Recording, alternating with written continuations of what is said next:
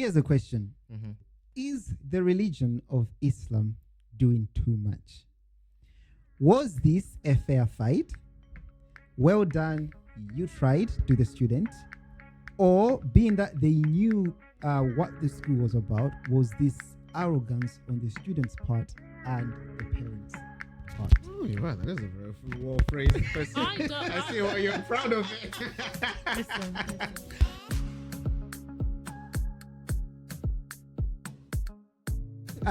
But yeah, so she is a Muslim who attends this school, and she took the school to court, and the court ruled against her, basically. Yep. Said that the school is well within its right. So that's what I want to hear from you guys. It's very interesting. I know you have a lot to say about it, but first thing that came to my mind was to say, if you're gonna run a multi-faith society, if you're gonna exist in the today society, this is a very good way of going about it, right? One rule for all with no exceptions. What are our thoughts on that? But then you can't you can't leave that just to religion. If you're gonna do one rule for all, no exceptions, that has to apply to more than just faith and religion. For now, What do you mean by let's that? stick to the religion. though. Okay, so give me an example of what else it needs to apply to. Gender, the race, the conversations that are happening. You know, there's been campaigns for transgender toilets, and those are popping up everywhere in schools. And that's all as a result of- So okay. that's If where the my case, point if is. that's what you're saying, If then it's yeah, I one, think I it's agree. gonna have to apply to more than just religion. Okay, so I think what I can say is that it's I don't have a problem with what you're saying, but to start off with, in dealing with religion, is this the right way to deal with it? Is this the right way to go about it? Are we like the mass celebrating this The ruling. head teacher and the ruling? I'm conflicted. Mhm. I really am That's conflicted. very surprising, I'm not gonna lie.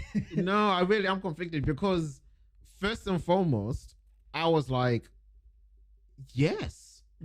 I was like, yes, you go. I was like, this is a good thing.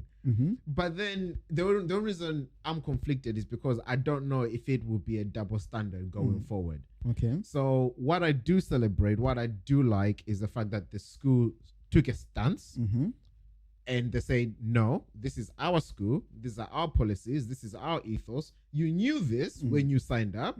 Therefore, don't come in here and try to change what we do. This is what we do. You either stick with it or get lost. And the court were like, the school has a point. I love that. That's the bit that I'm like, yes, that is so good. I think more organizations, more people need to be able to take a stand and say, no, this is what we believe, this is what we do, this is our culture, this is who we are. If you don't like what we do, don't try to change us. Get lost. Go somewhere else. Go down to the school that allows you to do what you want to do. I love that. The only thing I'm conflicted about is whether it's a double standard. It will be a double standard in that when it's someone who is trying to push religion, they're going to say no. But then if it's someone who is, I don't know, like what Fasani was saying, if it's someone that's saying, transgender toilets, they're going to be like, oh yeah, no, that's a good thing. That's a good thing. That's inclusive. Yeah, welcome. And then if a school says, no, it's a boys, girls have their toilets, girls have their toilets. This is what we've done. This is what we've always done. Don't try to change us. The courts are going to be like, oh no, human rights, oh blah, blah, blah. That's my only concern. In that, I don't know if it will be consistent both. Yeah, I don't know if it will be consistent for all scenarios. But I absolutely, I did smile when I heard the school's defense and I heard that the court ruled in their favor. I did smile. Would have you smiled as wide if it was a Christian that had made that request?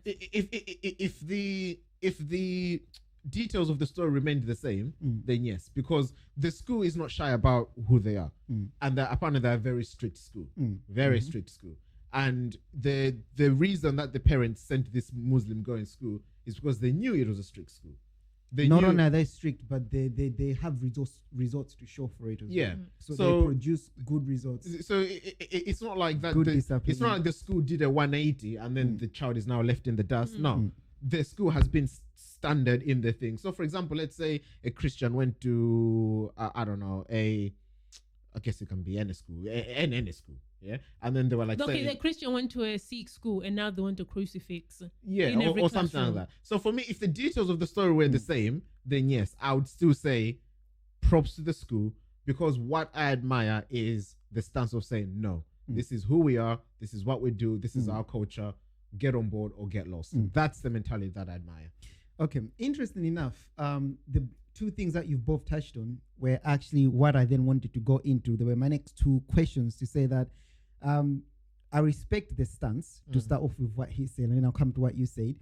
But is this not an issue on equality and diversity then in the society that we're living in? Because are we not meant to be embracing, accepting, and making sure that we've created a platform where all can do what they want? I think I love equality, I love diversity, but I think what people think equality and diversity is going into something where something doesn't exist and making that thing exist. Which is interesting. Which is for me sometimes a problem. It's like, if you can find yourself fitting into somewhere where your needs are already met, but you choose to go somewhere where you know your needs are not met, and then now you're forcing those people to meet your needs, that's not necessarily equality. It's been selfish. So I did have a question, especially when you have very specific needs, very, very specific wants and needs, and those can be provided for you without complaint, without hassle, without ease. But you're insistent on. Do you remember that case of the Christian baker? And so, well, you can get that cake baked anywhere. There's loads of bakeries that will bake you that cake, but you want the one person whose morals and values are against that to make you that cake. So no, equality, to wickedness. People need to stop trying to make themselves fit where they don't belong. Okay, that's not fair that's also not fair on the other people. I think it's a level of selfishness where you put people in very hard positions and very difficult decisions. Like Chin said, that school already, they would have probably gone and looked around to see what the school offered. If a prayer room is really, really on top of your list, that's not a school you should have gone to. A school, if that's and I think people need to know their priorities. If that's not a priority, and it's for the school to say yes or no. I mean, so I know some schools will provide like a classroom that's free for kids to go and pray in if that's what they want to do. But again, that's to the discretion of the school if it's not the ethos of the school. It's different if on the brochure it said we cater for all religions, and then you get there and they're refusing you a prayer room. Then you have a fight. And we also have to remember that the purpose of a school is to educate your children. I think people really put a lot of other responsibilities on schools that are not the school's responsibility. So the school's purpose is not to further this child's spiritual life. It's not. So for them, providing a prayer room is not there.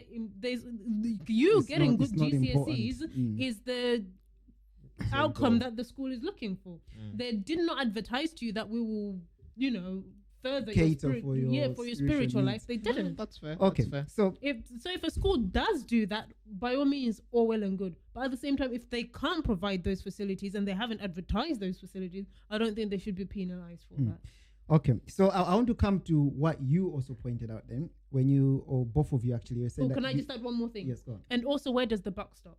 Because the Islams will say we need a prayer room. The Christians will say we want crucifixes everywhere. The Sikh will add their own. The Hindus will say, oh, we want Buddhas in every corner. And then you have a room for every. And then the African cultures want this, and the Asian cultures want this. Before you know it, where does the school? Because once they say yes to that one thing, the can of worms that opens for that school, what does that school then become? Because now they have to cater for everybody. Oh, and then it's a case of, well, it's discrimination now because you gave the Muslims a prayer room while you're not giving the Christians their crucifixes.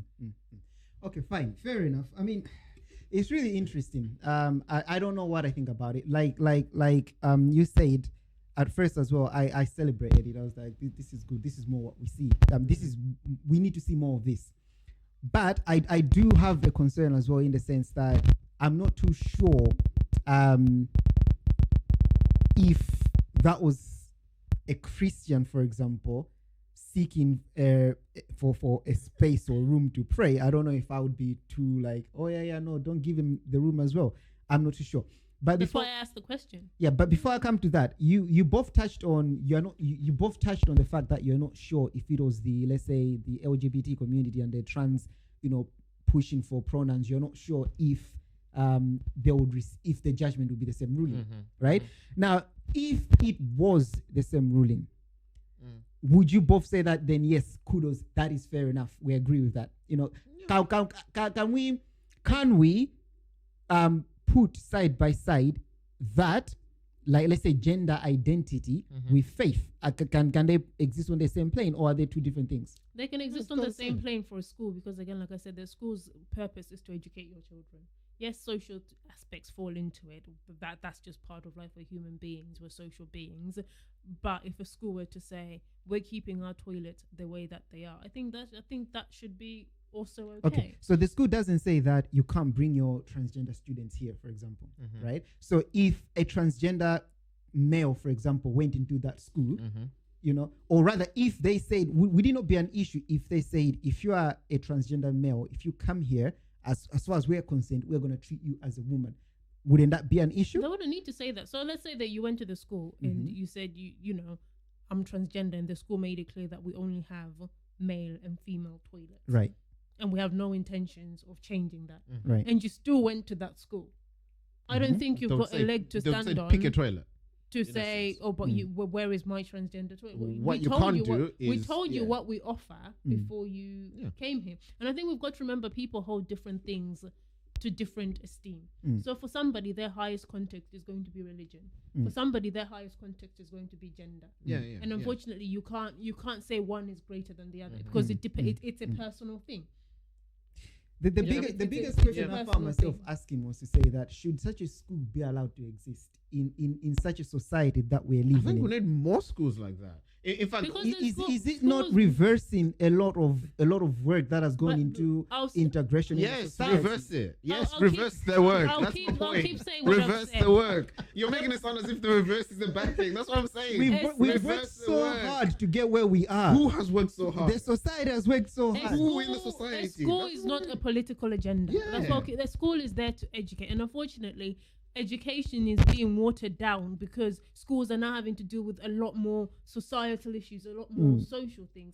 Let a school be a school. Let a school teach. 100%. Let churches church. Let mosques mosque. And let parents be parents. Because the issue is, you're saying so much work has been done into... The issue is that society has...